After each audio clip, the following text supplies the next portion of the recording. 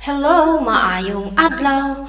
Rosie here again, your speak like a local teacher. Karong adlaw atong pagahisgutan ang Cebuano case marker. Now, unsa ang gamit sa case marker? Ang case marker kay ato aning gamiton sa dili pa ang noun o kaha mga adjectives. Unsa man ang noun? Ang noun ang mga butang nga atong makita sa palibot nga naay mga pangalan, they are all noun. Ikaw ug ako, we are noun. Everything has a name. It's noun. Okay? Adjective is the describing words or words that is used to give description to a noun. We are going to use it before the noun or adjectives to indicate the identity of the object. So even the object need to be identified as well. Okay? So we have the nominative case marker ang, or it is also the definite article in English. So when we say definite article, it simply means that the object is known to both the speaker and the listener. So ang ato ni siyang gamiton sa definite objects. Okay, nasabtan ba siya? Magkuha ta og example, maghatag ta og example, maghatag ko og example ang for definite object. So dire nga sentence, dire atong makita ang, it's before a noun, di ba? Table is a noun.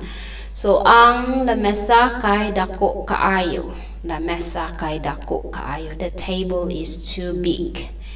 Okay, so we are indicating the noun lamesa here, ang, or definite object, table. Sunod nato nga example dere ang mga plato.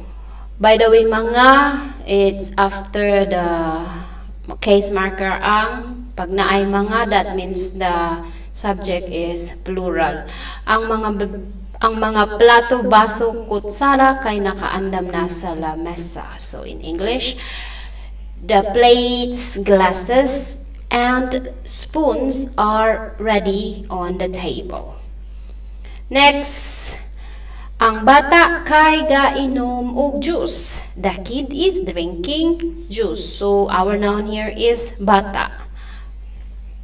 Bata or kid. So we have the article or the case marker ang before the noun bata. Next here, next example, sunod na to nga example, ang tamis nga juice kay ganahan niya. So here, tamis is a describing words, meaning it's an adjective describing the noun juice. Okay? Ang tamis nga juice kay ganahan niya. So this is also subjective case. So the sweet juice is what he likes. Sunod nga case marker or in English it is and. In English this is a conjunction, right? So it is usually a non-specific object marker, or it can function as a conjunction or connective. So atong example dire para makarelate ang tanan, love and regrets always go together. So in Bisaya, ang gugma o pagmahay kay magkuyog na sila permi. So non-specific object. So here we have here the og to connect the gugmaan pagmahay. So non-specific object. Okay, here another example is sila mama ug papa kay tuwa sa bukid. So this is used as a conjunction. So here the noun mama and papa. So mama ug papa. Sila also is a case marker for a noun. Okay, so we are gonna talk about this on the next page. Okay, mother and father are on the farm. So, sunod sila. Sila og si. Si og sila. So, this is an R in English. So, in English, these are called the helping verb. Diba? So, sila or si or sila. Si is for singular, sila for plural noun. So, this is for nominative personal singular and plural nga gamit. Ato aning isulat sa dili pa ang ngalan sa tao or common personal noun. Si mama kay muadto sa syudad. So, it is singular. So, kung gamito naman nato ni siya sa plural, mahimong sila. So, the first example is si mama kay muadto sa syudad. So, it means mother is going to the city.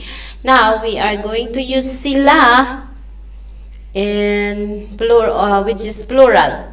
Sila mama ug papa kay muadto sa syudad. So, we also have here case marker og in the middle of mama and papa. Mama, papa is a noun, diba? So, we connect it by using og or in English and.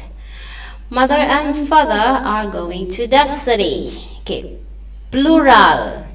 Next example, singular, si Juan kay buutan kaayo. Juan is a proper noun. So, si before the noun or before the proper noun Juan.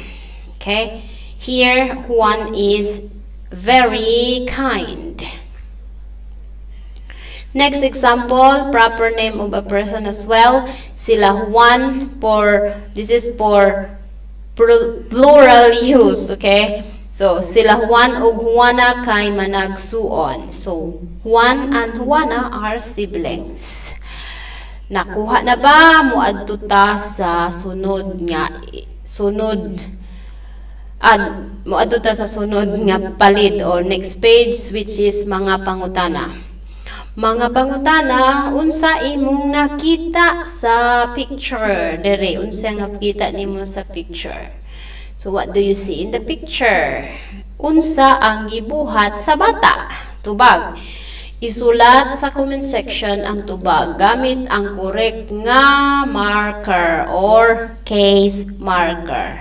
So, unang pangutana, blank akong nakita kay blank bata. So, remember, this is a noun. Before a noun, this is a subject. Dire, unsay angay ibutang.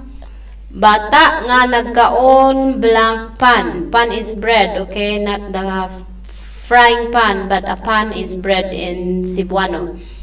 So, dire, tagaan ta mo og bonus. This one, bata nga nagkaon og pan.